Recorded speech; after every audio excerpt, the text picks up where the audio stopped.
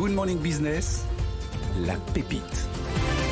Et c'est la Morning Team qui est de nouveau réunie ce matin avec Noémie Vira et Anthony Morel. Et on va parler avec vous, Noémie. On va notamment se consacrer à effectivement cette opération de lutte contre le cancer du sein, Octobre Rose. Et on va parler d'une prothèse mammaire externe qui a la particularité de reproduire assez fidèlement, assez exactement les seins à reconstruire, parce que en 3D, ça va beaucoup intéresser Anthony, on prend la mesure du sein avant l'opération. Exactement, il s'agit d'une innovation mondiale que vous allez découvrir aujourd'hui. Et pour Octobre Rose, je vous ai amené à chacun un petit ruban à porter, pour la chronique. Voilà, donc Octobre Rose, vraiment un mois consacré à la prévention contre le cancer du sein. Et donc aujourd'hui, vous allez découvrir la première prothèse mammaire externe entièrement sur mesure. Julien Montenero, bonjour. Bonjour. Merci d'être avec nous. Vous êtes cofondateur et épithésiste de l'entreprise niçoise Reality. Oui. Alors expliquez-nous, vous utilisez la technologie 3D pour concevoir ces prothèses. Oui, en fait, on a mis au point une nouvelle technologie, c'est-à-dire qu'on va, par les outils numériques, par la numérisation, prendre l'empreinte en fait du corps et redonner en fait à l'image exacte en fait du sein perdu après la mastectomie cette prothèse. Cette prothèse en fait représente toutes les particularités techniques, c'est-à-dire la couleur, les mamelons, l'aréole, qui n'est absolument pas dans les prothèses actuelles standards en fait, tout simplement. C'est-à-dire vous arrivez à reproduire la couleur, l'aréole? Oui, exactement. En fait, voilà, disons qu'en fait, du fait de prendre l'empreinte sur mesure avant la mastectomie, ça nous permet d'enregistrer l'image et en fait, à l'image du sein perdu, reproduire cette prothèse par impression 3D. Vous avez une prothèse externe et une prothèse définitive. Il y a deux types de prothèses. C'est deux prothèses externes, une temporaire et une définitive. La temporaire va permettre d'accompagner la cicatrisation qui va en variation jusqu'à 14 mois.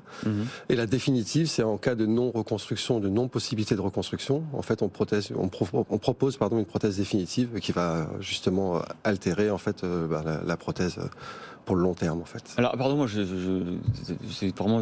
Pour être très précis, une prothèse externe, elle peut tenir sans, par exemple, soutien-gorge, par exemple. Oui, justement, en fait, on a ce qu'on appelle des prothèses adhérentes, adhésives, qui vont être collées à même la peau.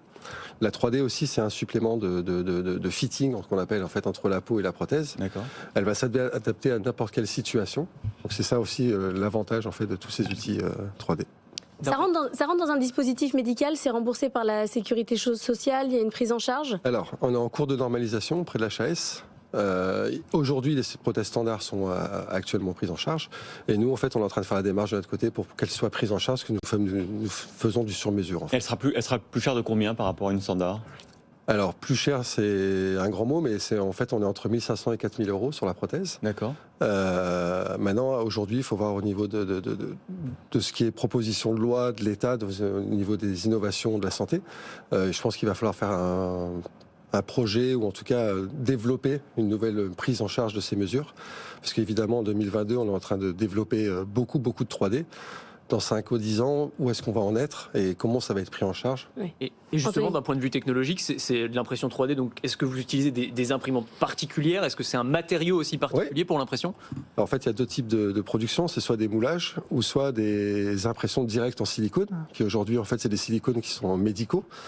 Donc c'est une nouvelle technologie, c'est pour ça qu'après 15 ans d'impression 3D dans la prothèse maxillofaciale, je me suis mis aujourd'hui à faire cette prothèse mammaire. On est proche de la bioimpression en fait, quoi. Parce que Alors la bioimpression, c'est vraiment de la cellule souche, mais l'impression de silicone, c'est des silicones médicaux qui sont adaptés en fait pour le corps médical, en fait, tout simplement. On rappelle que c'est la solution de dernier recours, vraiment. Oui, tout à fait. Alors, dernier recours, c'est que il y a plusieurs alternatives. C'est que après une reconstruction, en premier lieu, une reconstruction qui est évidemment proposée. Il y a des patients qui sont en attente de cette reconstruction. Donc nous, on est là en fait en palier. Et après, il y a des patientes aussi qui ne veulent pas se faire reconstruire et qui préfèrent avoir une prothèse externe. Voilà, merci beaucoup d'avoir été avec nous pour Reality. Comment vous Reality. Reality, merci. Alors ça ne s'écrit pas comme Reality, c'est un E à la place du I et c'est deux E à la place du Y. Bon, en tout cas, Julien Montenero, avec effectivement, je rappelle quand même, 250 000 euros. Pardon ? Non. 250 000 euros quand même de levée de fonds. Oui. Et puis, vous êtes accompagné par Métropole Nice Côte d'Azur et vous avez été lauréat de l'Impact Award du Formlab Summit. Merci d'avoir été avec nous ce matin. Merci de votre invitation. Merci.